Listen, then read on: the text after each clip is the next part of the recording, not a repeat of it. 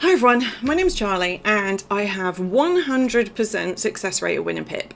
That's whether it's claims, mandatory reconsiderations, which is the posh word for appeal, reviews, and I've only done one tribunal, but we won. Okay, so 100% success rate.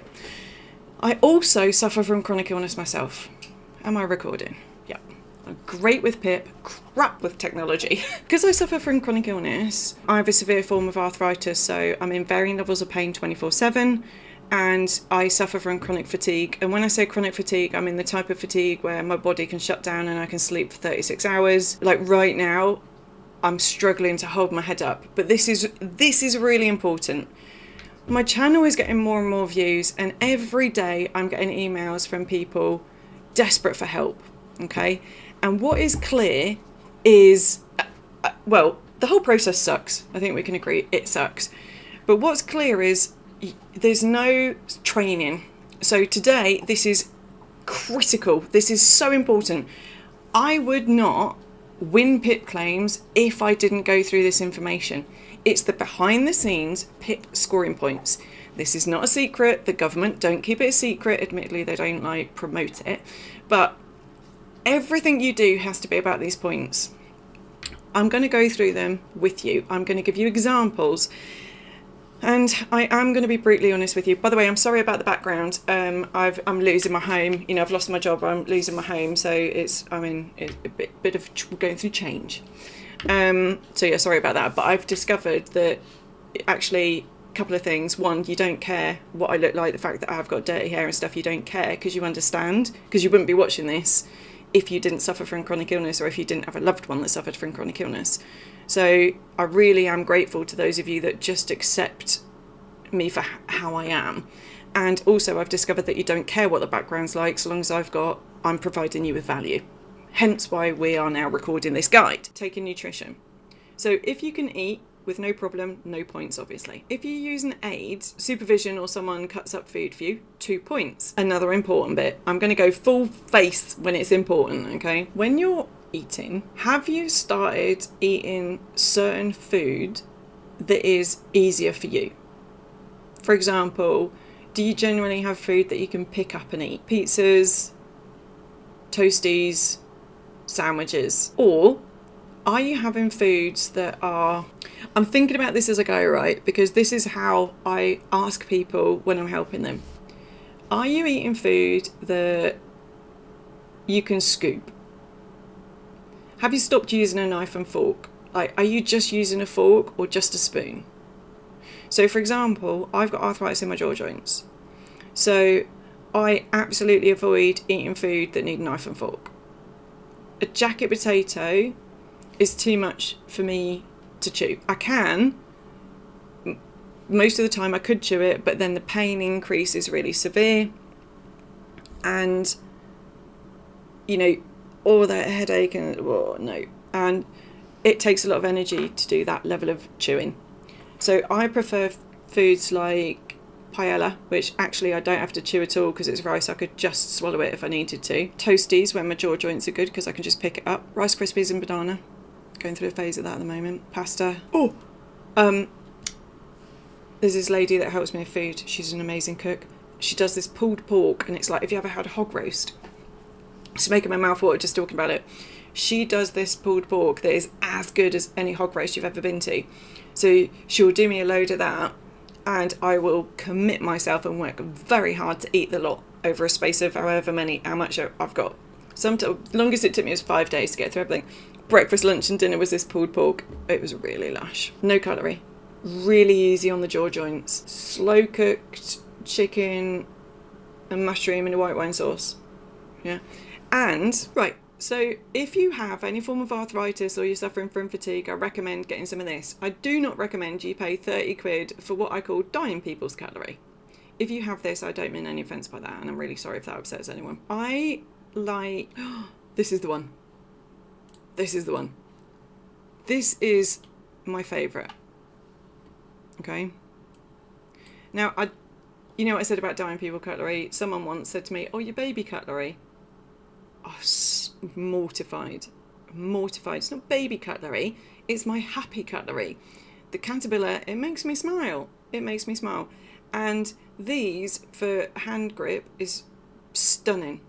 Getting these made my life so much easier. I guarantee you, if you have issues with your hands or fatigue, try getting yourself some chunkier cutlery, whatever suits you, whatever you feel comfortable with. Oh, giraffe. I do think this knobbly stuff is good because it does fit well to the hand. So try something, but I wouldn't spend 30 quid on it because it makes a difference. It genuinely makes a difference. Anything we can do to adapt, to make our quality, to improve our quality of life, let's do it. So using an aid, 2 points, which the chunky cutlery, and that's how I word it in PIP forms for people, just chunky cutlery and they know what you mean. Supervision to be able to take nutrition, assistance to be able to have food cut up, right.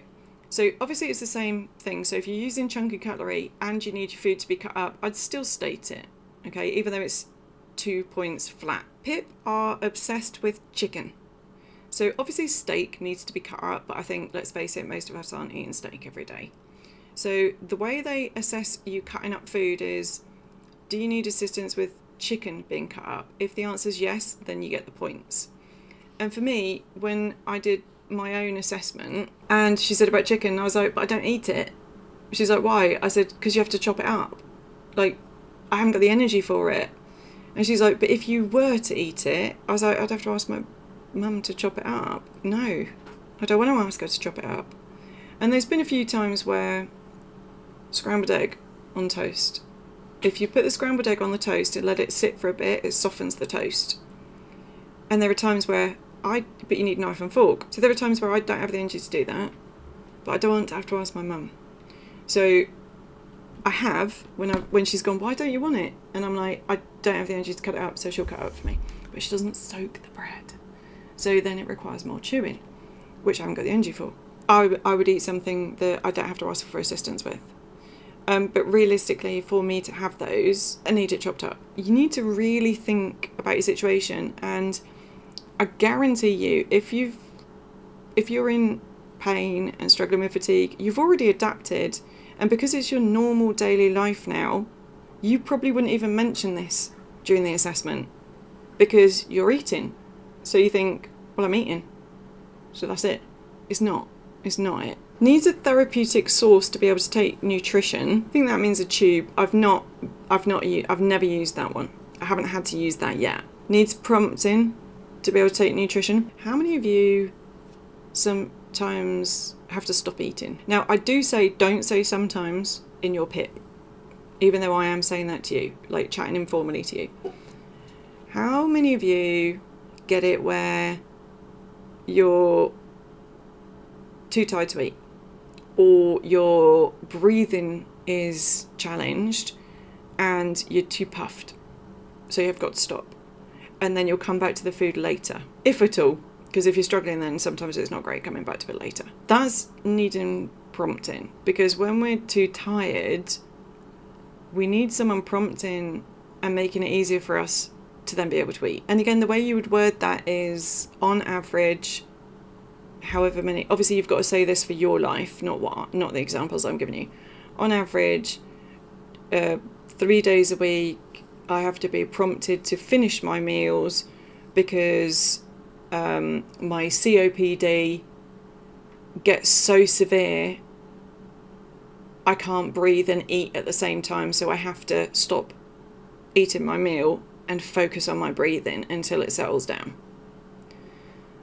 That would be my example of that one. So that therapeutic source, I think, is basically like a tube that they would have to have someone assist them with that. And that's 6 points. And then cannot convey food and drink to the mouth. So obviously that would be someone that's totally bedridden that is being fed, is 10 points. Right, I want to talk to you about toileting. Okay, so that's all of the points. You have to, I repeat, you have to check these points and explain your life. Obviously don't write word for word what the point system is, because they'll just think that you're lying, okay? They'll think that you're blagging it and being fraudulent. You have to link it to your life. You've got to paint a picture of what your life is like. Go through the other guides that I've got, how to fill out a PIP claim, how to do tribunal submission, and some of the shorts I've got on what PIP are looking for, why most people lose. You need to watch all of it, right? And I am trying to give different examples in different guides to try and match as many of your situations as possible, to give you ideas on how you can fill it out for yourself. But I have realised PIP is very focused on physical. So for those of you with really severe mental health challenges, what I was going to say is I'm going to do a guide for people that are struggling with their mental health. But if you have a condition and you want me to go through the points for your condition and the impacts that you have, just comment below or drop me an email. Details are in the description. Because I'm very good at like all my skills over the years of nurse training, humanitarian worker, multi-million pound contract, I think it's all been leading to this. Film writing. So when I work with someone, I can run it in my head like a film. So for Codename Lara Croft, I put it in a guide or something that she watched, and she said about the film. So I explained to her how I saw her living room in my head. I explained to her where the stairs were, what sofa she had, what pyjamas she was wearing, where the kids' toys were, where the kitchen was, where the front door was. I just run it in my head. So because of the pain and the fatigue, and I'm really good with OCD, ADHD I've got good experience with, you can, so if I'm trying to get it, I think like it helps us when we understand it with our condition. I'm really good with fibro.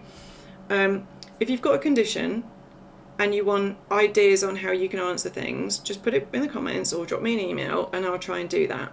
And as I'm working with people, what I'm going to do is, for their cases, I'll try and show it. Obviously, if I get their written permission, I'll do the guide on YouTube like the others that I have, like Thank You Wendy, Thank You Codename Lara Croft, and stunning tribunal submission. Wow. Codename stunning. Okay, let's wrap up. Hope this was helpful. Obviously, I've time stamped it, you know, where it's broken down into blocks so you can come back to bits. This is how you win PIP. If you do not follow this scoring system, you're not going to win. If you do not, when you go through this, if you don't fit into the categories with the points, don't bother claiming because you're not ready to get PIP yet. If you don't get the points, you're not ready to get PIP. And if you're someone that's fraudulent and is just trying to claim money so you can sit around and do nothing, get the fuck off my channel. This is for people that truly suffer from chronic illness. So for those of you chronic illness warriors, I will speak to you soon.